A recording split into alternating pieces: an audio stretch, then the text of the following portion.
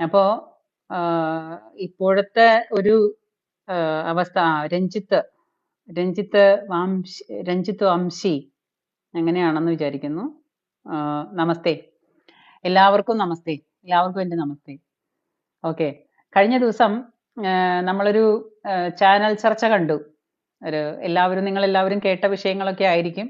എന്നാലും ഞാനത് ഒന്നും കൂടെ പറയാനായിട്ട് നിങ്ങളുടെ മുന്നിൽ ഒന്ന് കാണിക്കാനായിട്ട് ആഗ്രഹിക്കുകയാണ്. മഹാരാഷ്ട്രയിൽ അപ്പം എല്ലാ കാര്യങ്ങളും ഒരു മീറ്റിംഗ് ഉണ്ടാവും. എങ്ങനെയാന്ന് എവിടെയെല്ലാം തെറ്റ് പറ്റും നമ്മൾ എന്തായാലും അത് തിരുത്തണം, അല്ലെങ്കിൽ തിരുത്തിയിട്ടില്ലെങ്കിൽ കോൺഗ്രസ് പാർട്ടി ഇല്ലാണ്ടാവും. അപ്പം ശക്തമായിട്ട് തിരുത്തണം. ഹരിയാനയിൽ ഒരു വലിയ തോൽവിയായിരുന്നു, മഹാരാഷ്ട്രയിൽ അതിലും വലിയ തോൽവി. അപ്പം ഇനി നമ്മൾ ശക്തമായിട്ട് സംഘടനാപരമായിട്ട് എന്റെ ഇതില് ശക്തമാക്കണം. പക്ഷെ നമുക്ക് ഒന്നും പറയാൻ പറ്റില്ല. എനിക്ക് ഒരേ കാര്യം പറയാൻ പറ്റുള്ളൂ. രാഷ്ട്രത്തിൽ ഞാൻ കണ്ടെത്തോളം എന്റെ അനുഭവത്തിൽ നിന്ന് ഈ സ്ത്രീ പറയുന്നത് സംഘടനാപരമായിട്ട്, അതായത് ഒന്നുകിൽ മലയാളം പറയണം, അല്ലെങ്കിൽ ഇംഗ്ലീഷ് പറയുക, അവരവർക്ക് അറിയുന്ന ഭാഷ സംസാരിക്കുക, അല്ലെങ്കിൽ ഭാഷ അറിയാവുന്ന ആരെങ്കിലും കൊണ്ടിരുത്തുക. ഇത് സംഘടനാപരമായിട്ട് എന്ന് പറയുന്നതിന് പറയാൻ സങ്കടപരമായിട്ട് പിന്നെ വേറെ ഒരു വാക്കും കൂടെ പറയുന്നുണ്ട്. പക്ഷത്തിൽ നമുക്ക് ഒന്നും പറയാൻ പറ്റില്ല. എനിക്ക് ഒരേ കാര്യം പറയാൻ പറ്റുള്ളൂ. രാഷ്ട്രത്തിൽ ഞാൻ കണ്ടെത്തോളം അനുഭവത്തിൽ രാഷ്ട്രീയത്തിൽ ഞാൻ കണ്ടിടത്തോളം എന്ന് പറയുന്നതിനാണ് പറയുന്നത്. രാഷ്ട്രീയത്തിൽ ഞാൻ കണ്ടെത്തോളം. Okay, every dog has its day and every dog comes back. എല്ലാ പട്ടിക്കും അവരവരുടെ ദിവസമുണ്ട്, പട്ടികൾ തിരിച്ചു വരികയും ചെയ്യും. സോ അതാണ് കഷ്ടം. ഇതാണ് ഏറ്റവും വലിയ കഷ്ടം. കാരണം മനുഷ്യന് സംസാരിക്കാൻ അറിയുന്ന ഭാഷയിൽ സംസാരിച്ചില്ല എന്നുണ്ടെങ്കിൽ പറ്റിപ്പോകുന്ന പ്രശ്നം. ഈ മലയാളം എന്ന് പറഞ്ഞാൽ നല്ല ഒരു എന്താ പറയാ, ഘടോത്കചൻ എന്ന് പറയുന്ന പോലത്തെ ഒരു ഭാഷയാണ് മലയാളം. മലയാളം തന്നെ നമ്മൾ ഈ പഴമൊഴികളായാലും പഴഞ്ചൊല്ലുകളായാലും അത് മറ്റൊരു ഭാഷയിൽ നിന്ന് നമ്മുടെ ഭാഷയിലേക്ക് വിവർത്തനം ചെയ്തു കഴിഞ്ഞാൽ ചിലപ്പോൾ അതിന്റെ മീനിങ് മാറിപ്പോകും. അപ്പൊ ആ മീനിങ് മാറിപ്പോണെന്നുണ്ടെങ്കിൽ മലയാളം അറിയുന്നവൻ ഇംഗ്ലീഷ് തർജ്ജമ ചെയ്ത് പറയുകയാണെന്നുണ്ടെങ്കിൽ കുറേ കൂടെ ക്ലിയർ ആവും.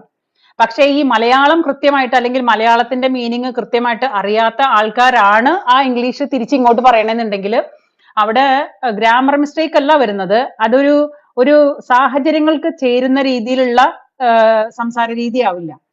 അതായത് പട്ടി എന്ന് വിളിച്ചതിന് തുല്യായി. രാഹുൽ ഗാന്ധിയാണ് ഉദ്ദേശിച്ചത് അതോ മൊത്തം കോൺഗ്രസിന്റെ മൊത്തം നേതാക്കന്മാരെ ഒരുമിച്ച് ഷമാ മുഹമ്മദ് വിളിച്ചതാണോ പട്ടി എന്നുള്ളത് നമുക്കറിയില്ല. ചിലപ്പോ എല്ലാം കണക്കന്നെ, എല്ലാം അങ്ങനെ തന്നെ ആയിരിക്കും. ഈ പറയുന്ന ഷമാ മുഹമ്മദ് പറഞ്ഞ വർഗത്തിലുള്ള ആ കൂട്ടങ്ങൾ തന്നെയാണ്, അതിൽ വ്യത്യാസമൊന്നുമില്ല. അപ്പോ ഇദ്ദേഹം പറഞ്ഞത് കറക്റ്റ് ആണ്. Every dog has A day, അത് കറക്റ്റ് ആണ്. ഏത് പട്ടിക്കും ഒരു ദിവസം ഉണ്ട്, അതും ഞാൻ അംഗീകരിക്കുന്നു. പക്ഷെ എല്ലാ പട്ടികളും തിരിച്ചു വരും എന്ന് പറയുമ്പോഴാണ് ഇത് ഞാൻ ചോദിക്കുന്നത്, നമ്മളൊരു പഴമൊഴിയല്ലേ പറയുന്നത്. അപ്പൊ ആ പഴമൊഴി പറയുമ്പോഴാ പഴമൊഴി മാത്രം പറഞ്ഞ് അവിടെ നിർത്തല്ല ചെയ്യുന്നേ. പിന്നെ വീണ്ടും മുന്നോട്ട് പോവാണ്. വീണ്ടും മുന്നോട്ട് പോയിട്ട് പറയാണ് എല്ലാ പട്ടിക്കും ഒരു ദിവസം ഉണ്ട്, എല്ലാ പട്ടികളും തിരിച്ചു വരും എന്ന് പറയുമ്പോ ഇതിൽ രാഹുൽ ഗാന്ധി നേതാവ് അടക്കം ബാക്കി കേരളത്തിലെയാണോ ഇന്ത്യ മഹാരാജ്യത്തിലെ മൊത്തം കോൺഗ്രസിന്റെ പട്ടികൾ എല്ലാവരും ഇപ്പൊ ഓടിപ്പോയ ഒരു പട്ടി അടക്കം എല്ലാ പട്ടികളും തിരിച്ചു വരും എന്നാണ് ആയമ്മ പറഞ്ഞിട്ട് കരയാണ്. ഭയങ്കര സാഡിലാണ് പുള്ളിക്കാരി പറയുന്നത്. ഇപ്പോ നടന്ന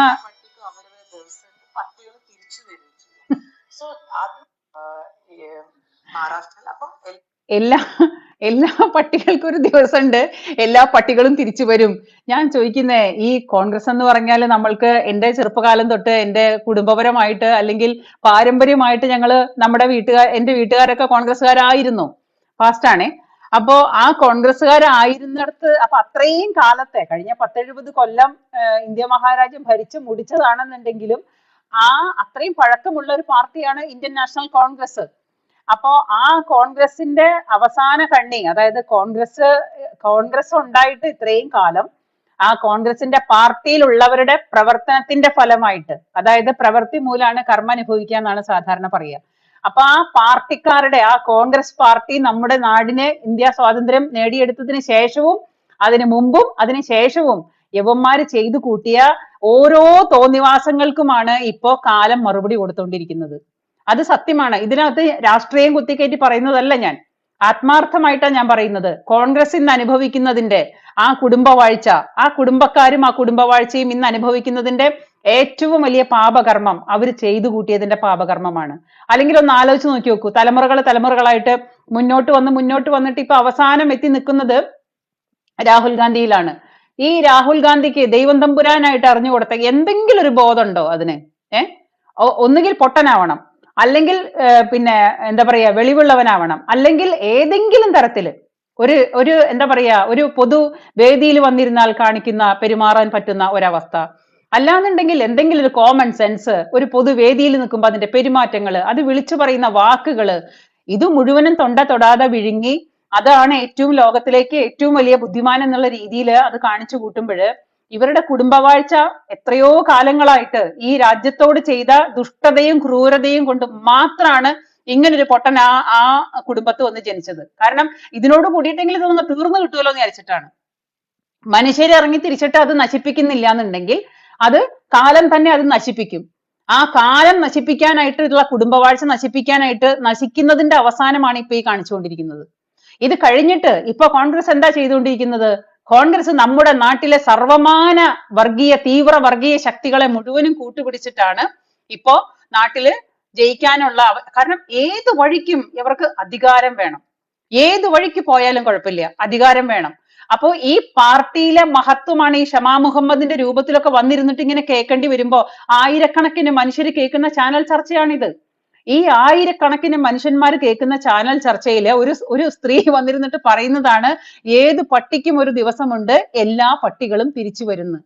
അപ്പോ ഈ പട്ടികളൊക്കെ തിരിച്ചു വരുമ്പോ ഈ പറയുന്ന ഷമാ മുഹമ്മദ് പറയുന്ന പട്ടികളൊക്കെ കഴിഞ്ഞ കുറേ കാലങ്ങളായിട്ട് നമ്മുടെ നാട്ടില് കാണിച്ചു കൂട്ടിയ തോന്നിവാസത്തിന്റെ ഭാഗമാണ് ഇന്ന് അനുഭവിക്കുന്നത്.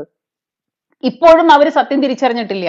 ഇപ്പോഴും അവർ ആത്മാർത്ഥത എന്താണെന്ന് അറിയില്ല. ഇപ്പോഴും അവർ അതേ പാത പിന്തുടർന്നുകൊണ്ടിരിക്കുകയാണ്. ആണല്ലോ.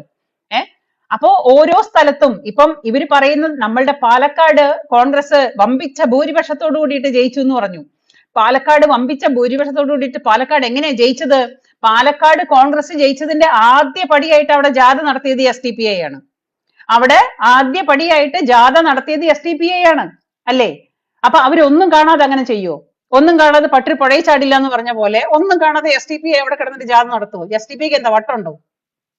അപ്പോ ഈ പറയുന്ന ഇലക്ഷന്റെ തലേ ദിവസവും ഇലക്ഷന് മുമ്പും അല്ലാത്ത ദിവസങ്ങളിലും പാണക്കാടും പിന്നെ ജമാഅത്തെ ഇസ്ലാമിയുടെ ആഫീസുകളിലും കയറി ഇറങ്ങി കോൺഗ്രസ്സുകാർ നടത്തിയ പല തരത്തിലുള്ള അഡ്ജസ്റ്റ്മെന്റ് രാഷ്ട്രീയത്തിന്റെ പേരിൽ തന്നെയാണ് ഇന്ന് കോൺഗ്രസ് പാലക്കാട് ജയിച്ചത്. അതിൽ ഒരു സംശയവും ഇല്ല. നാളെ നമ്മുടെ കേരളത്തില് എല്ലാ സ്ഥലങ്ങളിലും അതിതീവ്രവാദം വളർത്തി വെക്കുന്ന അല്ലെങ്കിൽ തീവ്രവാദങ്ങൾക്ക് മുഴുവനും മുട്ടയും പാലും കൊടുത്ത് വളർത്തി കൊണ്ടുവരുന്ന ഒരു പാർട്ടിയായിട്ട് നമ്മുടെ കോൺഗ്രസ് മാറിക്കഴിഞ്ഞു. തീവ്രവാദികൾ ഇല്ലാണ്ട് ഇവർക്ക് ജീവിക്കാൻ പറ്റില്ലെന്നുള്ള അവസ്ഥ വന്നു. കാരണം മാന്യമായി നടക്കുന്ന, മാന്യമായി ചിന്തിക്കുന്ന, മാന്യമായിട്ട് നാട്ടില് സമാധാനമായിട്ട് കാര്യങ്ങൾ നടക്കണമെന്ന് ആഗ്രഹിക്കുന്ന ഒരു മനുഷ്യനും ഇപ്പോ ഈ പാർട്ടിയെ പിന്താങ്ങാണ്ടായി. അപ്പൊ പിന്നെ വർഗീയ ശക്തികളെങ്കിൽ വർഗീയ ശക്തി, അതാണ് കാര്യം. ഈ വർഗീയ ശക്തികളെ കൂട്ടുപിടിച്ച് നാട്ടിൽ ഇത്രയും വലിയ, അത് വേറൊരു കാര്യം നിങ്ങൾക്ക് എല്ലാവർക്കും അറിയാവുന്ന കാര്യമാണ്. നമ്മുടെ നാട്ടില് ഇപ്പോ വഖഫ് നിയമം എന്ന് പറഞ്ഞാൽ ഇത്രയും വലിയ ഒരു വിഭാഗങ്ങൾക്ക്, അതായത് ഒരു പ്രത്യേക തരം വിഭാഗങ്ങൾക്ക് ഈ പറയുന്ന നാട് പതിച്ചു കൊടുക്കുന്ന ഒരു നിയമം കൊണ്ടുവന്നത് ഈ പറയുന്ന കോൺഗ്രസ് തന്നെയാണ്. അതാണ് ഞാൻ പറയുന്നത് എന്താണെന്ന് വെച്ചാല് മനുഷ്യൻ ഇന്നും കാര്യങ്ങൾ മനസ്സിലാക്കുന്നില്ല. ഈ നമ്മള് സാധാരണ മനുഷ്യർ എന്ത് കണ്ടിട്ടാണ് ഇങ്ങനെ ചെയ്യുന്നതെന്ന് വീണ്ടും വീണ്ടും എനിക്ക് മനസ്സിലാവുന്നില്ല. മനുഷ്യൻ ഇന്നും കോൺഗ്രസിനെ മനസ്സിലാക്കിയിട്ടില്ല. കോൺഗ്രസ് എന്ന് പറഞ്ഞാൽ കോൺഗ്രസ് ഓക്കെ, കോൺഗ്രസിന്റെ അതിന്റെ ഇടയിൽ നടക്കുന്ന സംഗതികൾ എന്താണ്, അവർ ചെയ്തു കൂട്ടുന്ന പ്രവർത്തികൾ എന്താണ്, അവർ ഈ നാട്ടിൽ ചെയ്തു കൂട്ടിയ പ്രവർത്തികൾ എന്താണ്, അതൊന്നും ഒരാളും ചിന്തിക്കുന്നില്ല. അതോ ഇതൊന്നും ആരും അറിയാഞ്ഞിട്ടാണോ? നമ്മളില് ഇപ്പൊ നമ്മുടെ കുടുംബങ്ങളിലാണെങ്കിലും എല്ലാവരുടെ വീടുകളിലും ഇന്ന് മെയിൻ ആയിട്ടുള്ള ചാനൽ മാധ്യമങ്ങള്, അപ്പൊ ആ മെയിൻ മാധ്യമങ്ങൾ കാണിച്ചു കൂട്ടുന്ന തോന്നിവാസങ്ങള് അത് നടക്കുന്നുണ്ട്. കാരണം അവരൊരിക്കലും ഈ പറയുന്ന വഖഫ് ബോർഡിനെതിരെയോ വഖഫ് നിയമങ്ങളോ അതിന്റെ പൊള്ളയായ അതിന്റെ ഉള്ളില് ഈ വഖഫിന്റെ ക്രൂരമായ മറ്റൊരു മുഖമുണ്ട്. അതിന്റെ ഉദ്ദേശ ശുദ്ധി എന്താണെന്നോ നമ്മുടെ ചാനൽ മാധ്യമങ്ങൾ ആരും ഒരാളോടും പറഞ്ഞു മനസ്സിലാക്കുന്നില്ല. സോഷ്യൽ മീഡിയ മാധ്യമങ്ങളോ യൂട്യൂബിലോ എവിടെയെങ്കിലും അങ്ങനെയുള്ള ആൾക്കാർ മാത്രമാണ്, സോഷ്യൽ മീഡിയ പ്ലാറ്റ്ഫോമിലുള്ള ആൾക്കാർ മാത്രമാണ് വഖഫ് നിയമത്തിനെ കുറിച്ചിട്ട് പിന്നെയും എന്തെങ്കിലുമൊക്കെ നമ്മൾ പറഞ്ഞു കേൾക്കുന്നത്. അതെല്ലാവരും കേട്ടോളന്നില്ല. എല്ലാവരും കേൾക്കുന്നത് മെയിൻ ചാനൽസ് ആണ്. അപ്പോ ഏഷ്യാനെറ്റ് ആണെങ്കിലും മഞ്ഞരമയാണെങ്കിലും മലർഭൂമി ആണെങ്കിലും ഈ പറയുന്ന എല്ലാ ചാനലുകളും കാണിക്കുന്നത് എന്താണ്? കോൺഗ്രസിന്റെ ഇത്രയും വലിയ എന്താ പറയാ സംഭവ ബഹുലമായ ഒരു മുഖമാണ് അവര് കാണിച്ചുകൊണ്ടിരിക്കുന്നത്. അതിന്റെ പൊള്ളയായ യാഥാർത്ഥ്യം ആരും മനസ്സിലാക്കുന്നില്ല. അപ്പോ കേരളം മാത്രമല്ല, ഇന്ത്യ മഹാരാജ്യം മൊത്തം ഈ വഖഫ് ബോർഡിന് പതിച്ചു കൊടുക്കാനുള്ള പണി ഒരു ഭാഗത്ത് അതിന്റെ നിയമങ്ങൾ ഒരുക്കിക്കൊണ്ടിരിക്കുമ്പോ ഇപ്പുറത്ത് കോൺഗ്രസ് ചെയ്യുന്നത് ഈ വർഗീയ ശക്തികള്, അതായത് വളരെ വളരെ തീവ്രമായിട്ട് ചിന്തിക്കുന്ന SDPI പോലുള്ള, ജമാഅത്തെ ഇസ്ലാമി പോലുള്ള തീവ്ര സംഘടനകൾക്ക് അവരുടെ കാൽക്കീഴിൽ കൊണ്ടുപോയിട്ട് എന്താ പറയാ പണയം വെച്ചിരിക്കുകയാണ് ആത്മാഭിമാനം. നമ്മുടെ കോൺഗ്രസ് ചെയ്യുന്ന പണിയാണ്. ഇപ്പൊ ഷാഫി പറമ്പലിനെ പോലുള്ള ആൾക്കാർ പറയും, ഞങ്ങൾക്ക് വർഗീയ, അതായത് നമ്മളുടെ മുന്നിൽ നിന്നിട്ട് ഈ രാഷ്ട്രീയക്കാരെ കുറിച്ച് കൂടുതൽ പറയേണ്ട കാര്യമൊന്നുമില്ല. കാരണം അവര് നമ്മുടെ മുൻപിൽ ഒരു മുഖം ഉണ്ടെങ്കിൽ അവർക്ക് വേറൊരു മുഖം പിന്നിലുണ്ട്. അപ്പോ നമ്മളെ കാണുന്ന മുഖം കൊണ്ട് അവര് നമ്മുടെ മുൻപിൽ വന്നിട്ട് പറയും അവർക്ക് വർഗീയ ശക്തികളുടെ വോട്ടേ വേണ്ടെന്ന് പറയും. ഷാഫി പറമ്പില് പ്രസ്താവിച്ചതാണ്, ഞങ്ങൾക്ക് വർഗീയ ശക്തികളുടെ വോട്ട് വേണ്ട. അപ്പൊ പിന്നെ ഷാഫി പറമ്പിൽ തന്നെ മറുപടി പറയണം, എന്തുകൊണ്ടാണ് പാലക്കാട് ഇലക്ഷൻ കഴിഞ്ഞിട്ട് കോൺഗ്രസ് ജയിച്ചപ്പോ അവിടെ SDPI ജാഥ നടത്തിയെന്നുള്ളത് കോൺഗ്രസ് പറയണം, അല്ലെങ്കിൽ ഷാഫി പറമ്പിൽ പറയണം. അപ്പോ ഈ നമ്മളുടെ മുൻപിൽ കാണിക്കുന്ന മുഖമല്ലാതെ മറ്റൊരു മുഖമുണ്ട്. അതായത് പാണക്കാട് തറവാടിനകത്ത് നടക്കുന്ന ചർച്ചകളും ഇലക്ഷന്റെ മുൻപായാലും പിന്നെ ആയാലും ആ കോൺഗ്രസിലേക്ക് ഒരാൾ വന്നാലും പോയാലും എല്ലാത്തിന്റെയും നാഥനായിട്ടിരിക്കുന്നത്, എല്ലാത്തിന്റെയും തലവനായിട്ടിരിക്കുന്നത് മുസ്ലിം ലീഗും ഈ പറയുന്ന പാണക്കാടുമാണ്. അപ്പോ തീവ്ര സംഘടനകളുടെ കൂട്ടുപിടിച്ചിട്ടായാലും രാജ്യം മറ്റുള്ളവർക്ക് തീറെഴുതി കൊടുത്തിട്ടായാലും ഒരിക്കൽ നമ്മുടെ ഇന്ത്യ മഹാരാജ്യം ഒരുപാട് വലുതായിരുന്നല്ലോ. സ്വാതന്ത്ര്യം കിട്ടിയതിന് ശേഷം അത് വെട്ടിമുറിച്ചത് ആരായിരുന്നു എന്ന് നമുക്ക് എല്ലാവർക്കും അറിയാം. ചരിത്രം നോക്കിക്കഴിഞ്ഞാൽ മനസ്സിലാവും. അപ്പൊ ഇപ്പോഴും ആ പരിപാടി നിർത്തിയിട്ടില്ല. വെട്ടിമുറിക്കുന്ന പരിപാടി കോൺഗ്രസ് ഇതുവരെ നിർത്തിയിട്ടില്ല. അത് തുടർന്നുകൊണ്ടേയിരിക്കുകയാണ്. ഇപ്പൊ പാവം വന്നിട്ട് പാവപ്പെട്ട മനുഷ്യർക്ക് പോലും കിടപ്പാടങ്ങൾ ഇല്ലാണ്ടായിക്കൊണ്ടിരിക്കുകയാണ്. അതെന്തുകൊണ്ടാണ്? ഈ പ്രത്യേക വിഭാഗങ്ങൾക്ക് ഈ സംഭവങ്ങൾ പതിച്ചു കൊടുത്തതിന്റെ അതിനുള്ള നിയമങ്ങൾ, അതായത് ഒരിക്കലും ആർക്കും ചോദ്യം ചെയ്യാൻ പറ്റാത്ത രീതിയിലുള്ള നിയമങ്ങൾ ഉണ്ടാക്കി കൊണ്ടുവന്നതിന്റെ ഫലമായിട്ടാണ് ഈ പറയുന്ന സംഗതികളൊക്കെ നാട്ടിൽ ഇത്രയും ആൾക്കാർ വന്ന് നിരാഹാരവും മറ്റുള്ള കാര്യങ്ങളും ചെയ്ത് കഷ്ടപ്പെടേണ്ടി വന്നത് എന്തുകൊണ്ടാണ്? ഈ കോൺഗ്രസ് എന്ന് പറയുന്ന ഈ തീവ്ര ചിന്താഗതിയുള്ളവരുടെ കൂടെ കൂടി, വർഗീയ ശക്തികളുടെ കൂടെ കൂടി നാടിനെ ഒറ്റുകാരാണ് ശരിക്ക് കോൺഗ്രസ്. ഇന്ത്യൻ നാഷണൽ കോൺഗ്രസ് എന്ന് പറഞ്ഞാൽ ഒറ്റുകാരൻ എന്നാണ് അവന്റെ പേര്. ഇന്നത്തെ അവന്റെ കൃത്യമായ പേരാണ് ഞാൻ പറയുന്നത്, ഒറ്റുകാരൻ. അതിൽ ഒരു തരത്തിലുള്ള തർക്കവും ഇല്ല. ആ പ്രത്യേക വർഗത്തിൽ ജനിച്ചവരും ആ പ്രത്യേക വർഗത്തിൽ ജീവിക്കുന്നവരും അവരവരുടെ സ്വഭാവങ്ങളെ ഉണ്ടാവുള്ളൂ. അത് അവരിൽ നിന്നൊരു മാറ്റം നമ്മൾ പ്രതീക്ഷിക്കേണ്ട. പക്ഷേ ഒരു ഹിന്ദു എന്ന് പറയുന്ന കുറെ സമൂഹങ്ങൾ ഉണ്ടല്ലോ, ഈ പറയുന്ന മനുഷ്യര് അവരുടെ കാൽ കീഴിൽ പോയി കിടന്നിട്ട് എന്താണ് കാണിക്കുന്നത്? അപ്പൊ എല്ലാവർക്കും ഇന്ന് കിട്ടുന്ന എല്ലിൻ കഷ്ണങ്ങൾ മാത്രം മതി. നാളെ എന്താണെന്ന് ആർക്കും ചിന്തിക്കേണ്ട കാര്യമില്ല. നാളേക്ക് എന്താണ് സംഭവിക്കുന്നതെന്നും ആർക്കും ചിന്തിക്കേണ്ട കാര്യമില്ല. എല്ലാവർക്കും ഇന്ന് കിട്ടുന്ന എല്ലിൻ കഷ്ണങ്ങൾ മാത്രം മതി. ആ അധികാര കൊതികൾക്ക് വേണ്ടിയിട്ട്, ആ അധികാര കസാരകൾക്ക് വേണ്ടിയിട്ട്, അല്ലെങ്കിൽ അവരിലുള്ള ഈ പറയുന്നത് മുഴുവനും ആൾക്കാർ പോകുന്നത് എന്തുകൊണ്ടാണ്? കള്ളപ്പണങ്ങൾ ഇങ്ങനെ അറ്റമില്ലാണ്ട് ഒഴുകിക്കൊണ്ടിരിക്കുകയാണ്. കള്ളപ്പണം എല്ലാവരും പറഞ്ഞു, ഇലക്ഷന്റെ സമയത്ത് രാഹുൽ മാങ്കൂറ്റൻ അവിടെ പെട്ടി കൊണ്ടുവന്നു, അത് കള്ളക്കഥയായിരുന്നു. മാങ്കൂറ്റൻ ആ പെട്ടി കൊണ്ടാണ് കയറി വന്നത്. ആ പെട്ടിയിൽ എല്ലാവരും പണമാണെന്ന് കരുതി അവസാനം മാങ്കൂറ്റനെ നാണം കെടുത്താൻ നോക്കി, അതുകൊണ്ട് മാങ്കൂറ്റൻ ജയിച്ചു. സത്യം അതൊന്നുമില്ല, പെട്ടിയിൽ വന്നത് പണം തന്നെയാണ്. അതിന് ഒരു സംശയവും ഇല്ല. പെട്ടിയിൽ വന്നത് പണം തന്നെയാണ്, കള്ളപ്പണ ഒഴുക്ക് തന്നെയാണ്. ഈ പറയുന്ന തീവ്ര സംഘടനകൾക്കൊക്കെ കിട്ടുന്ന ഏറ്റവും വലിയ കള്ള ഫണ്ടുകളും കള്ളപ്പണം തന്നെയാണ് നമ്മുടെ നാട്ടിൽ ഒഴുകിക്കൊണ്ടിരിക്കുന്നത്. അളവില്ലാത്ത കള്ളപ്പണങ്ങളും അളവില്ലാത്ത പണമൊഴുക്കും കാരണം തന്നെയാണ് ഇന്ന് രാഷ്ട്രീയം എല്ലാവരും എന്താ പറയാ ഈ രാഷ്ട്രീയത്തിന്റെ ഇടയിൽ നിന്ന് നടക്കുന്ന എല്ലാ കളികളും ഈ പറയുന്ന പണക്കൊഴുപ്പ് തന്നെയാണ്. അതിൽ ഏറ്റവും കൂടുതൽ പണം ആരുടെ കയ്യിലാണോ അവരുടെ ഭാഗത്തേക്ക് ഈ സ്ഥാനാർത്ഥിയാണെങ്കിലും മറ്റുള്ളവരാണെന്നുണ്ടെങ്കിലും ആത്മാഭിമാനം ഇല്ലാത്തവരെല്ലാവരും കൊണ്ടുപോയിട്ട് അവനവന്റെ ആത്മാഭിമാനം പണയം വെക്കുന്നത് പണത്തിന്റെ മുൻപിലാണ്. എല്ലാവർക്കും പണം മതി. അപ്പൊ ആ പണം ആരുടെ കയ്യിലാണോ നിറച്ചിരിക്കുന്നത്, ആ പണം അല്ലെങ്കിൽ കള്ളക്കടത്ത്, ഈ സ്വർണ്ണക്കടത്ത്, കള്ളക്കടത്ത്, മയക്കുമരുന്ന്, ഈ വക സംഗതികളുടെ ഒക്കെ പുറകിൽ നോക്കിക്കഴിഞ്ഞാൽ ഒരു പ്രത്യേക വിഭാഗക്കാരുടെ പേര് തന്നെയായിരിക്കും. അപ്പൊ ഏറ്റവും കൂടുതൽ പണം ആരുടെ കയ്യിലുണ്ടാവുക? ഈ പറയുന്ന ആൾക്കാരുടെ കയ്യിലാണ്. അപ്പൊ അവർക്ക് കൂട്ടായിട്ട് ആരാണ്? അധികാര ശക്തികളുണ്ട്. അധികാര ശക്തികൾ അവർക്ക് കൂട്ടുണ്ടാവുമ്പം അവർക്ക് എത്രമാത്രം കള്ളക്കടത്ത് നടത്താം, എത്രമാത്രം കള്ളപ്പണം വെളുപ്പിക്കാം, എത്രമാത്രം ഈ പറയുന്ന സംഗതികൾ മുഴുവൻ ചെയ്യാം, അവർക്ക് മുന്നേറിക്കൊണ്ടേയിരിക്കാം. അതിനൊന്നും ആരോടും കണക്ക് ബോധിപ്പിക്കേണ്ട കാര്യമില്ല. ഇവിടെ ഹിന്ദു എന്ന് പറയുന്ന കുറെ ജന്തുക്കളുണ്ട്.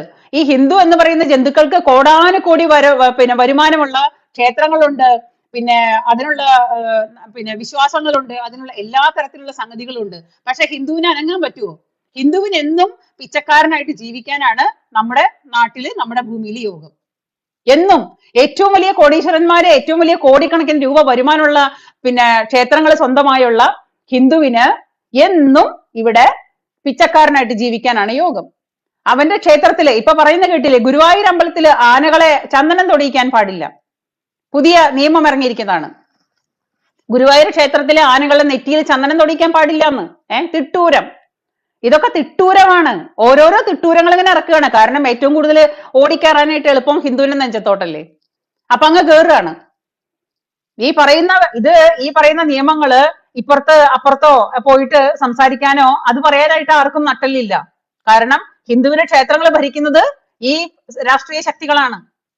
ആ രാഷ്ട്രീയ ശക്തികൾ ഹിന്ദുവിന്റെ ക്ഷേത്രങ്ങളിൽ കയറി ഇരുന്നിട്ട് ഭരിച്ചിട്ട് അവിടെ ഉണ്ടായിരുന്ന പിന്നെ സ്വത്തും സമ്പാദ്യങ്ങളും അതുവരെ ഉണ്ടായിരുന്ന എല്ലാം കട്ടുമുടിച്ച് പോക്കറ്റ് വീർപ്പിച്ച് കഴിഞ്ഞതിന് ശേഷം നമ്മുടെ കയ്യിലുള്ളത് മുഴുവൻ തട്ടിപ്പറക്കുകയാണ്.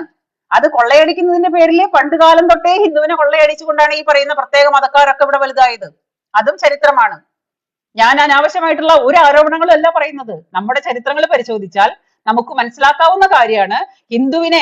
ഹിന്ദുവിന്റെ മുതൽ കൊള്ളയടിച്ചിട്ടാണ് ഈ പ്രത്യേക മതക്കാരെല്ലാം ഇവിടെ ഇന്ന് ഈ നിവർന്നു നിൽക്കുന്ന, ഈ നട്ടലോടുകൂടി നിവർന്നു നിൽക്കുന്ന ഈ സ്വഭാവങ്ങൾ കാണിക്കുന്നത്.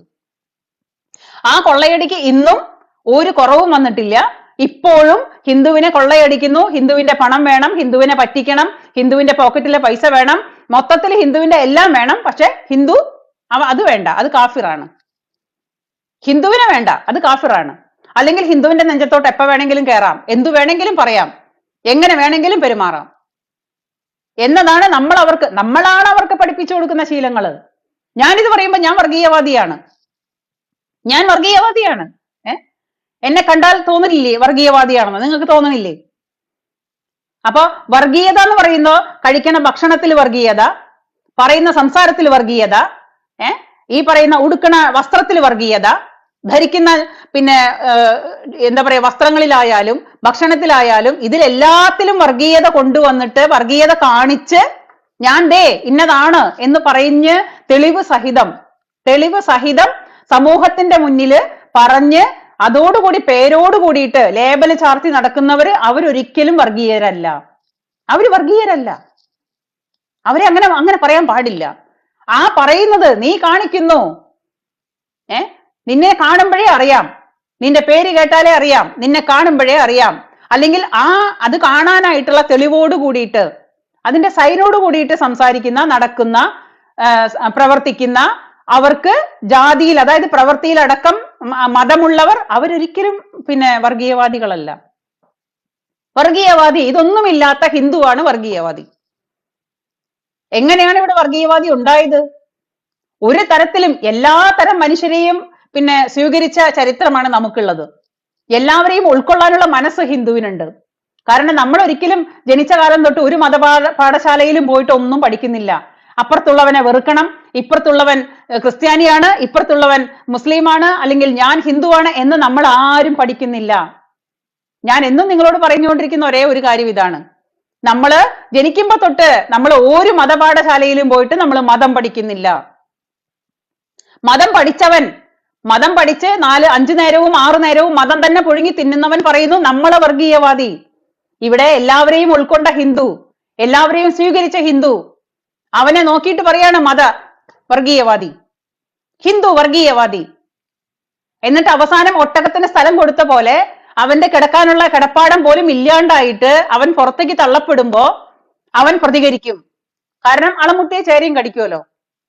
ആ അളമുട്ടിയാൽ ചേരയും കടിക്കുമ്പോ ഇന്നത്തെ ഹിന്ദുവിന്റെ അവസ്ഥ അതാണ്. ഹിന്ദുവിന് അളമുട്ടി, ഒരു നിക്കക്കള്ളിയില്ല, ജീവിക്കാൻ വേറെ വഴിയില്ല, രാഷ്ട്രീയക്കാരുടെ സപ്പോർട്ടില്ല, ഒരാളും നമ്മളെ സപ്പോർട്ട് ചെയ്യില്ല. പെരുവഴിയിൽ തൂക്കിയ ചെണ്ടയാണ് ഹിന്ദു. ആർക്കും കൊട്ടാം, വരുന്നവനും പോകുന്നവനും എല്ലാവർക്കും കൊട്ടാം. ആ കൊട്ടാണ് ഇപ്പൊ സർക്കാരും ചെയ്തുകൊണ്ടിരിക്കുന്നത്. ഹിന്ദുവിനെ ഉപദ്രവിച്ചാൽ ആരും ചോദിക്കാനില്ല. ഹിന്ദുവിന്റെ എന്താ പറയാ ആരാധനാലയങ്ങൾ കയ്യേറിയാൽ ആരും ചോദിക്കാനില്ല. ഹിന്ദുവിന്റെ ആരാധനാലയങ്ങളിൽ തോന്നിവാസം കാണിച്ചാൽ ആരും ചോദിക്കാനില്ല. ഹിന്ദുവിന്റെ വിശ്വാസങ്ങളെ കാറ്റിൽ പറത്തി അവഗണിച്ചാൽ അവഹേളിച്ചാൽ ആരും ചോദിക്കാൻ വരില്ല. ഈ പറയുന്ന അവഹേളിച്ചവന്റെയും പിന്നെ എന്താ പറയാ തോന്നിവാസം കാണിച്ചവന്റെയും കഴുത്തും നാക്കും എല്ലാം അവിടെ തന്നെ ഉണ്ടാവും. ഒരു പ്രശ്നവുമില്ല. അതുകൊണ്ട് പിന്നെയും പിന്നെയും പിന്നെ ചെയ്തുകൊണ്ടേയിരിക്കുന്നു. അപ്പുറത്ത് മിണ്ടിയാൽ അങ്ങോട്ട് തിരിഞ്ഞിട്ട് എന്തെങ്കിലും പറഞ്ഞാൽ നിങ്ങളുടെ കഴുത്ത് കാണില്ല, അല്ലെങ്കിൽ നാക്ക് കാണില്ല, അല്ലെങ്കിൽ കയ്യോ കാലോ കാണില്ല. അപ്പൊ അതുകൊണ്ട് അത് പേടിയുണ്ട്, അത് പേടിയുണ്ട്. താടിയുള്ള അപ്പനെ പേടിയുണ്ട്. ഇത് പേടിയില്ല. കാരണം നമ്മൾ ആരും ഉപദ്രവിക്കാൻ പോകുന്നില്ല. നമ്മൾ മതം പഠിച്ചിട്ട് മതം പൊട്ടി നടക്കുന്നവരല്ല. ജനിക്കുന്ന കാലം തൊട്ട്, ജനിച്ച കാലം തൊട്ട് നമ്മളെ ആരും മതം കുത്തിക്കയറ്റി തന്നില്ല. അതുകൊണ്ട് തന്നെ നമ്മൾ മതം പഠിച്ചില്ല. അപ്പൊ തന്നെ നമുക്ക് എല്ലാവരെയും ഉൾക്കൊള്ളാൻ സാധിക്കുന്നു. അതാണ് ഇവിടുത്തെ പിന്നെ പ്രത്യേകത. എന്നിട്ടും പറയുന്നു ഹിന്ദു അവൻ വർഗീയവാദി. നമുക്ക് ചാർത്തി തന്ന പേരുകളാണ് വർഗീയവാദി. അത് വിളിക്കുമ്പോൾ നമ്മളങ്ങ് പഞ്ചപുച്ഛമടക്കി മിണ്ടാതിരിക്കും. അതിനാണ് നമ്മളുടെ വായടപ്പിക്കാൻ, നാക്കടപ്പിക്കാൻ വേണ്ടി നമ്മളെ വിളിക്കുന്നതാണ് വർഗീയവാദി. കോടിക്കണക്കിന് പിന്നെ വരുമാനമുള്ള നമ്മുടെ ക്ഷേത്രങ്ങളിൽ കയറിയിരുന്ന് അവിടുത്തെ ഭണ്ഡാരത്തിൽ കൈയിട്ട് വാരി അവിടുത്തെ സർവമാന കോടികളും അവിടുത്തെ പിന്നെ സ്വത്തുക്കളും അടിച്ചു മാറ്റി അതും പോക്കറ്റിലാക്കി അവസാനം അവിടുത്തെ നിയമങ്ങളെല്ലാം മാറ്റി എഴുതിക്കൊണ്ട് ഇപ്പം പുതിയ പിന്നെ തിട്ടൂരം ഇറക്കിയതാണ് ഗുരുവായൂർ അമ്പലത്തിൽ ആനകളെ ചന്ദനം തൊടിയിക്കാൻ പാടില്ല. എന്നാ പിന്നെ ഇനി ഒരു കാര്യം ചെയ്യട്ടെ, ഗുരുവായൂരുള്ള ആനകൾക്കും ലോകത്തെമ്പാടുമുള്ള ആനകൾക്ക് വല്ല ഹൈദ്രോസ് എന്നോ ഷഫീഖ് എന്നോ പിന്നെ ഹൈദരാലി എന്നോ പിന്നെ അങ്ങനെ എന്തെങ്കിലും പേരിടട്ടെ. ഇനി അങ്ങനെ ഒരു തിട്ടൂരം ഇറക്കും സർക്കാർ. കാരണം പ്രീണിപ്പിക്കണ്ടേ? പ്രീണിപ്പിച്ചാലല്ലേ ജീവിക്കാം. കയ്യിൽ കനമുള്ളവനെ, മടിയിൽ കനമുള്ളവനെ അവനെ പ്രീണിപ്പിച്ചാലേ കാര്യങ്ങൾ നടക്കുള്ളൂ. അപ്പൊ പ്രീണനമാണ് നടക്കുന്നത്. മറ്റൊരു കൂട്ടരെ സന്തോഷിപ്പിക്കാൻ വേണ്ടി നമ്മളെ മുച്ചൂട് മൂടിപ്പിക്കുന്നു. നമ്മൾ അതിനെ പഞ്ചപുച്ഛമടക്കി നോക്കി നിൽക്കുന്നു. കാരണം ഹിന്ദുവിന് ഒരിക്കലും ഐക്യമില്ലല്ലോ. അവനൊരിക്കലും ഐക്യപ്പെടണ്ട. അവനെ ജനിച്ച കാലം തൊട്ട് ഒരാളും അവന് പരമപൂർണ്ണ സ്വാതന്ത്ര്യം കൊടുത്ത് എല്ലാ തരത്തിലുള്ള സ്വാതന്ത്ര്യം ഹിന്ദുവിന്, എന്റെ അറിവിൽ ഹിന്ദുവിന് സ്വാതന്ത്ര്യം കുറച്ച് ഓവറായി പോയി. ഹിന്ദുവിന് സ്വാതന്ത്ര്യം കുറച്ച് ഓവറായി പോയി. കാരണം നമ്മളോട് ആരും ആജ്ഞാപിക്കുന്നില്ല. നമുക്ക് മതിൽക്കെട്ടുകളോ വേലിക്കെട്ടുകളോ ഒന്നുമില്ല. ക്ഷേത്രത്തിൽ പോണെങ്കിൽ പോയാൽ മതി, പ്രാർത്ഥിക്കണമെങ്കിൽ പ്രാർത്ഥിച്ചാൽ മതി. നിനക്ക് 5 നേരവും കുമ്പിട്ട് കിടക്കണമെന്ന് ഒരാളും പറയുന്നില്ല. നീ എല്ലാ ദിവസവും ക്ഷേത്രത്തിൽ പോകണമെന്ന് ഒരാളും പറയുന്നില്ല. നിന്റെ വീട്ടിൽ നീ ഇതുപോലെ ജീവിക്കണം. നീ പിന്നെ എന്താ പറയാ, കഴിക്കുമ്പോ ഇങ്ങനെ ഇരിക്കണം, കുടിക്കുമ്പോ അങ്ങനെ ഇരിക്കണം, കിടക്കുമ്പോ ഇങ്ങനെ കിടക്കണം. അങ്ങനെ ഒരാളും നമ്മുടെ ജീവിതത്തിൽ വന്നിട്ട് യാതൊന്നും പറയുന്നില്ല. അപ്പൊ അതുകൊണ്ട് തന്നെ ഹിന്ദുവിന് സ്വാതന്ത്ര്യം കുറച്ച് കൂടിപ്പോയി എന്നാണ് ഞാൻ പറയുക. ആരെങ്കിലുമൊക്കെ ചോദിക്കാനും പറയാനുണ്ടാവാനും, കാരണം ചോദിക്കാനും പറയാനും ഉണ്ടാവാത്ത കുടുംബങ്ങളൊക്കെ ഇന്ന് വരെ അതൊരു നേർവഴിക്ക് പോയിട്ടില്ല എന്നാണ് എൻ്റെ ഒരു വിശ്വാസം. പേടിക്കാൻ ആളില്ലെങ്കിൽ നമ്മൾ ആരെങ്കിലും പേടിക്കുമോ? പേടിക്കുക മീൻസ് സ്നേഹം കൊണ്ടുള്ള പേടി, സ്നേഹം കൊണ്ടുള്ള ബഹുമാനം, അതാണ് ഞാൻ ഉദ്ദേശിച്ചത്.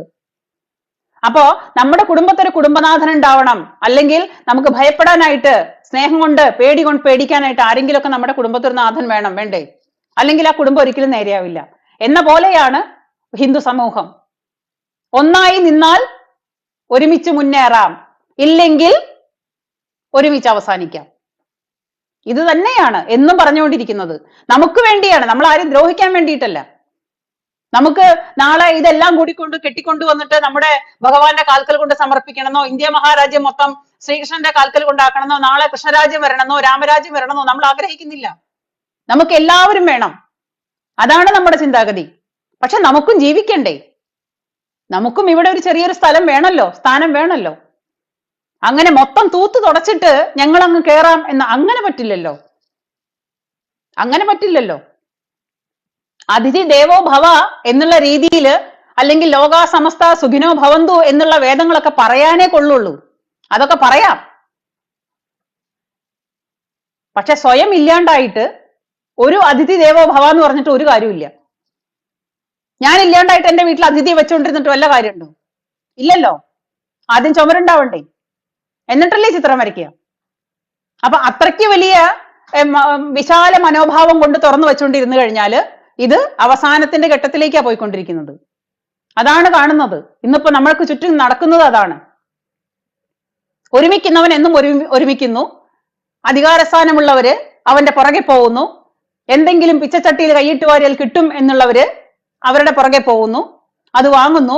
ഇപ്പൊ പറയുന്നു ഇനിയിപ്പം ഒരു ലോബി പ്രവർത്തിക്കുന്നുണ്ടെന്നാ പറയുന്നത്. രാഷ്ട്രീയ പാർട്ടികളില് ലോബികൾ പ്രവർത്തിക്കുന്നുണ്ടെന്ന് വന്നിട്ട് ഇപ്പൊ അങ്ങനെയാണ് ആൾക്കാരെ പിടിക്കാനായിട്ട്, ചാക്കിട്ട് പിടിക്കാൻ. ഈ പഞ്ചായത്തിലൊക്കെ നടന്നിട്ട് ഇപ്പോ ഷമാ മുഹമ്മദ് പറഞ്ഞ പോലെ പഞ്ചായത്ത് തലത്തിൽ എല്ലാവരും ഒരുപാട് ഈ ഒരു പ്രത്യേക സമയത്ത് ഈ കന്നിപ്പട്ടികൾ ഓടി നടക്കും, തെണ്ടിപ്പട്ടികൾ. ആ തെണ്ടിപ്പട്ടികൾ ഓടി നടക്കുമ്പോ അതിനെ വലയിട്ട് പിടിക്കുന്ന കണ്ടിട്ടില്ലേ? ചിലപ്പം അതിനെ കുത്തിവെക്കാനായിരിക്കും, അല്ലെങ്കിൽ കൊന്നുകളയാനായിരിക്കും. അപ്പൊ അതേപോലെ ഇപ്പൊ ഷമാ മുഹമ്മദ് പറഞ്ഞ പോലെ എല്ലാ പട്ടിക്കും ഒരു ദിവസമുണ്ട്, പട്ടികളെല്ലാം തിരിച്ചു വരുന്നു പറഞ്ഞ പോലെ പഞ്ചായത്തിൽ അലഞ്ഞു തിരിഞ്ഞു നടക്കുന്ന സർവമാന പട്ടികളെയും പിടിക്കാനായിട്ട് ഇപ്പോ കോൺഗ്രസ് പാർട്ടി ഇറങ്ങിയിട്ടുണ്ട്. ഇപ്പൊ പട്ടിപിടുത്തമാണ് കോൺഗ്രസിന്. അപ്പൊ സ്ഥാനമോഹികളായ ആരായാലും ശരി, സ്ഥാനമോഹികളായവരും പണം വേണം, പണമാണ് ഏറ്റവും വലുതെന്ന് ആഗ്രഹിക്കുന്നവരും അവരെ കൂടെ പോണെങ്കിൽ പോട്ടെ, എത്രയും പെട്ടെന്ന് പോട്ടെ. ആരെയും പിടിച്ചു നിർത്താൻ നിൽക്കരുത്. ആദർശം കൊണ്ട് ജീവിക്കുന്നവൻ മാത്രം അവിടെ നിന്നാ മതി. എന്നാലും ഉണ്ടോ അന്തസ്സോടും ആത്മാഭിമാനത്തോടും കൂടി ജീവിക്കുന്ന ഒരുപാട് പേരുണ്ട്. അങ്ങനെയുള്ളവര് മതി. സ്വന്തം തന്തയെ മാറ്റി പറഞ്ഞിട്ടുള്ള ജീവിതമൊന്നും നമുക്ക് ആവശ്യമില്ല. ആത്മാഭിമാനത്തോടു കൂടിയിട്ട് തന്നെ ജീവിക്കണം അവസാന സമയം വരെ. അല്ലാത്തവര് പോട്ടെ, എത്രയും പെട്ടെന്ന് ഗുഡ് ബൈ പറയണം. നീ പോ, ആരെയും പിടിച്ചു നിർത്തേണ്ട കാര്യമില്ല. ആർക്കാണോ പണം വേണ്ടത്, ആർക്കാണോ അധികാരം വേണ്ടത്, അവരൊക്കെ പോട്ടെടോ, പോയി തൊലയട്ടെ. ഈ പണമാണെങ്കിലും അധികാര കസേരകളാണെങ്കിലും നമ്മൾ ഇവിടുന്ന് പോകുമ്പോ കൈ ഇങ്ങനെ തുറന്നു പിടിച്ചിട്ടാണല്ലോ പോകുന്നത്. ജനിക്കുമ്പോ കൈ ഇങ്ങനെ മടക്കി പിടിച്ചിട്ടാ വരുന്നതെന്നുണ്ടെങ്കിൽ പോകുമ്പോ നമ്മൾ കൈ നിവർത്തി പിടിച്ചിട്ടാ പോകുന്നത്. നമ്മുടെ കൈ ഇങ്ങനെയാണ്, യാതൊന്നുമില്ല. ഈ നിവർത്തി പിടിച്ച കൈയും ഈ മലർത്തി പിടിച്ച കൈയും കൊണ്ട് അങ്ങോട്ട് പിന്നെ അവസാനിച്ചു പോകാനായിട്ട് നമുക്ക് എന്തിനാണ്? ജീവിക്കാനായിട്ടുള്ളത് പോരെ? അല്ലാതെ ഈ ലോകം മുഴുവൻ വെട്ടിപ്പിടിച്ചിട്ട് നിങ്ങൾക്ക് ഇതെല്ലാം കൂടി കൊണ്ട് പോകാൻ പറ്റുന്നുണ്ടെങ്കിൽ പിന്നെ ഓക്കെ. അപ്പോ ഈ ഭൂമിയിൽ ജനിച്ചു വന്നിട്ടുള്ള കുറച്ച് കാലങ്ങള് ആത്മാഭിമാനത്തോടു കൂടി തന്നെ ജീവിക്കണം. അതല്ലാത്തവര് പോട്ടെ, പോയി തൊലയട്ടെ. അപ്പൊ കോൺഗ്രസ് ഇപ്പോ അരയും തലയും മുറുക്കി ഇറങ്ങിയിട്ടുള്ളത് പട്ടിപിടുത്തത്തിന് വേണ്ടിയിട്ടാണ്. കാരണം ഷമാമോ അവരുടെ പാർട്ടിയിലുള്ളവർ തന്നെ പറഞ്ഞല്ലോ, എല്ലാ പട്ടികളും തിരിച്ചു വരും. അപ്പൊ മൊത്തം പട്ടികളെ തിരിച്ചു കൊണ്ടുവരാനുള്ള തത്രപ്പാടിലാണ് കോൺഗ്രസ്. അപ്പൊ അതിന്റെ ഭാഗമായിട്ട് പട്ടിപിടുത്തമാണ് നടന്നുകൊണ്ടിരിക്കുന്നത്. അതിലേക്ക് പോകാൻ ആഗ്രഹിക്കുന്നവർ പോട്ടെ, നമുക്ക് നമ്മളായിട്ട് തന്നെ ജീവിക്കാം. പക്ഷെ നമുക്കിവിടെ ജീവിക്കണം. ഹിന്ദുവിനൊരു പ്രശ്നം വന്നു കഴിഞ്ഞാൽ ഒരു മനുഷ്യനും ഇല്ല സപ്പോർട്ടായിട്ട്, നമ്മൾ മാത്രമേ ഉള്ളൂ. അവരവർക്ക് നമ്മളും പെരക്കി തൂണെന്നാ പറയാ സാധാരണ. അപ്പൊ അത് മറക്കാതെ നമ്മൾ ജീവിച്ചാൽ നമുക്ക് ഇവിടെ എവിടെയെങ്കിലുമൊക്കെ ജീവിച്ചു പോവാം. അല്ലെങ്കിൽ ഈ ഭൂമിയിലൊന്നും നമുക്കൊരു സ്ഥാനം ഉണ്ടാവില്ല. ഇത് ഇറാനോ ഇറാഖോ ഒക്കെ മാറാനായിട്ട് വലിയ താമസമൊന്നും ഉണ്ടാവില്ല. നമ്മുടെ കേരളം എന്ന് പറയുന്ന ചെറിയ രാജ്യം ഇറാനോ ഇറാഖോ ഒക്കെ ആയിട്ട് മാറാനായിട്ട് വലിയ താമസമൊന്നും ഉണ്ടാവില്ല. അവിടേക്കാണ് പോക്ക്. പറയുമ്പോ ഇവരൊക്കെ പറയും അല്ലല്ല അങ്ങനെയൊന്നും അല്ല. നമ്മൾ പറയുമ്പോൾ നമ്മൾ വർഗീയവാദിയാണ്. ഈ വർഗീയവാദി എന്ന് മുദ്ര കുത്തുന്നത് എന്തിനാണ്? നമ്മുടെ വായടപ്പിക്കാനാണ്. അതൊരു നല്ലൊരു നമ്പറാണ് വർഗീയവാദി. അല്ലെങ്കിൽ പുലഭ്യം പറയാ. ഇപ്പൊ എന്റെ ഇൻബോക്സ് ഒക്കെ തുറന്നു കഴിഞ്ഞിട്ട് മനുഷ്യന്മാർക്ക് പോലും നോക്കാനോ കാണാനോ പറ്റില്ല. അതുപോലത്തെ തെറിയാണ്, അതുപോലത്തെ പച്ചത്തെറിയാണ്. പ്രത്യേകിച്ച് സ്ത്രീകളാണെന്നുണ്ടെങ്കിൽ, എന്തെങ്കിലും പ്രതികരിക്കുന്ന സ്ത്രീകളാണെന്നുണ്ടെങ്കിൽ അവരുടെ തന്തയ്ക്കും തള്ളയ്ക്കും വിളിക്കുക, അനാവശ്യം പറയുക, തോന്നിവാസങ്ങൾ വിളിച്ചു പറയുക. എന്തെല്ലാം ഈ ഭൂമിയിൽ കേൾക്കാത്ത ഭാഷകൾ കേൾക്കണമെന്നുണ്ടെങ്കിൽ നമ്മുടെ ഇൻബോക്സ് തുറന്നാൽ മതി. അത് ഈ ഒരു പ്രത്യേക മതമാണ് വന്ന് ചെയ്യുന്നത്. ഒരു പ്രത്യേക മതക്കാര് വേഷം കെട്ടി അതിനെ ആൾക്കാരെ ഇറക്കിയേക്കാണ്. ഈ സൈബർ അറ്റാക്കാണത്. നമ്മളെ പറയുന്നതാണ് പച്ചത്തെറി. അതായത് പച്ചത്തെറി എന്ന് പറഞ്ഞാൽ ഇന്ന് വരെ ജീവിതത്തിൽ കേൾക്കാൻ പറ്റാത്തത്ര തെറിയാണ്. അതുകൂടാതെ ഓരോരോ പോസ്റ്റുകളിൽ അവിടെ പോയിട്ട് നമ്മൾ എന്തെങ്കിലും കമന്റ് ഇടുമ്പോൾ നമ്മുടെ അഭിപ്രായം പറയുമ്പോൾ നമ്മൾ അഭിപ്രായമാണ് പറയുന്നത്. ആ അഭിപ്രായം മാന്യമായ ഭാഷയിലാണെങ്കിൽ കൂടിയിട്ടും അതിന്റെ അടിയിൽ വന്നിട്ട് പറയാം തള്ളേ, നീ ഇൻബോക്സ് തുറക്കടി, നിന്റെ ഇൻബോക്സ് തുറന്നു നോക്കടി, നിനക്ക് അവിടെ നീ ഇൻബോക്സ് തുറന്നു വെക്കേ. ഒന്നാമത് എനിക്കറിയില്ല. അതായത് ഈ ഇൻബോക്സിനകത്ത് നമ്മള് ഫ്രണ്ട്സ് ആയവര് മാത്രമാണോ വന്നിരുന്ന് ചാറ്റ് ചെയ്യുന്നത്, അവരുടെ കമന്റ് മാത്രമാണോ കാണുന്നത്, അതോ എനിക്കറിയാൻ പാടില്ല. അതെന്താണ് അതിന്റെ ടെക്നിക്കൽ വശങ്ങളൊന്നും എനിക്കറിയാൻ പാടില്ല.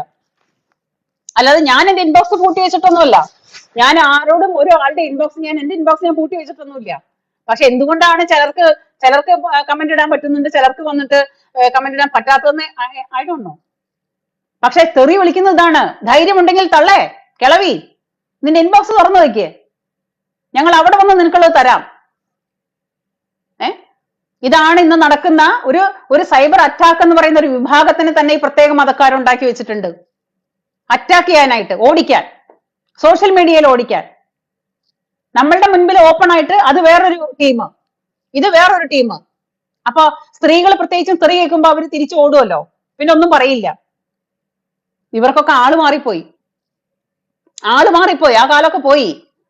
ഇപ്പൊക്കെ ഈ സോഷ്യൽ മീഡിയയിൽ തെറി കേട്ടിട്ട് നമ്മള് ആ തെറി കേട്ട് തഴമ്പിച്ച ആൾക്കാരായി. അതിവർക്ക് മനസ്സിലാവുന്നില്ല. ആദ്യത്തെ ആകെ മുങ്ങിയാൽ കുളിരില്ല എന്നാ പറയാ സാധാരണ.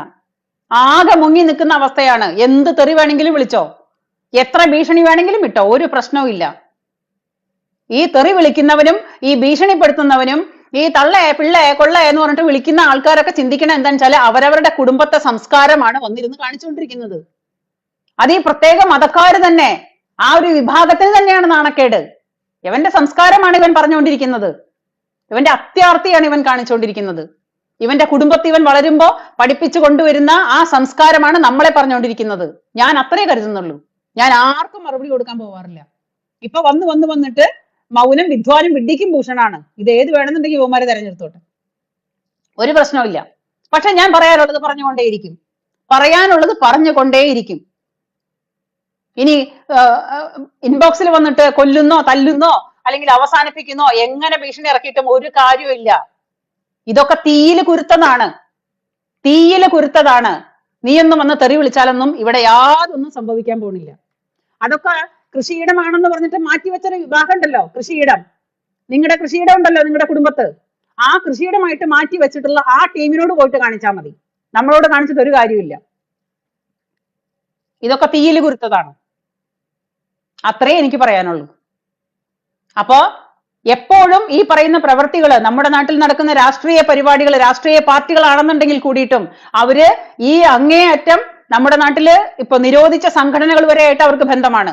അത്രയും അതിതീവ്രമായ സംഘടനകളുമായിട്ട് കൂട്ടുപിടിച്ചിട്ടാണ് ഇപ്പൊ കോൺഗ്രസ് മുന്നോട്ട് പോകുന്നത്. അധിക കാലം വൈകാതെ നമുക്ക് തിരിച്ചറിയാൻ പറ്റും. അത് തിരിച്ചറിയണം നമ്മുടെ നാട്ടിലുള്ളവരെല്ലാം. ഇല്ലെങ്കിൽ എല്ലാം പോയി കഴിഞ്ഞതിന് ശേഷം നമ്മൾ ഇരുന്ന് കരഞ്ഞിട്ട് ഒരു കാര്യവുമില്ല. ബുദ്ധിപരമായിട്ട് തിരിച്ചറിഞ്ഞ് മുന്നോട്ട് പോയില്ലെങ്കിൽ ഇരിപ്പിടം വരെ ഇല്ലാണ്ടാവും. അതുവരെ ചെയ്ത് കഴിഞ്ഞു. അപ്പോ ഇത്രയും കാര്യങ്ങൾ എനിക്ക് നിങ്ങളോട് പറയാനുണ്ടായിരുന്നു. നമ്മളൊക്കെ പരസ്പരം സംസാരിക്കുമ്പോ എന്തെങ്കിലും വിളിച്ച് പറയുമ്പോ നിങ്ങൾക്കും ഒരു എനർജി വരും, അല്ലെങ്കിൽ നമുക്കും ഒരു എന്താ പറയാ മുന്നോട്ട് പോകാനുള്ള ഒരു എനർജറ്റിക് ആയിട്ട് നമുക്കൊരു മുന്നോട്ട് പോകാൻ സാധിക്കും. അതുകൊണ്ട് ഞാൻ എന്നെ കൊണ്ട് പറ്റുന്നത് പറയുന്നതാണ്. നിങ്ങളെ കൊണ്ട് പറ്റുന്നത് നിങ്ങളും ചെയ്യണം. സമൂഹത്തിൽ നമ്മളെ കൊണ്ട് പറ്റുന്നത് നമുക്ക് എല്ലാവർക്കും ഒരുമിച്ച് ചെയ്യാം. അത്രേ നമ്മളെ കൊണ്ട് പറ്റുള്ളൂ. അപ്പോ എല്ലാവർക്കും എൻ്റെ നന്ദി, കൂപ്പുകൈ, നമസ്തേ.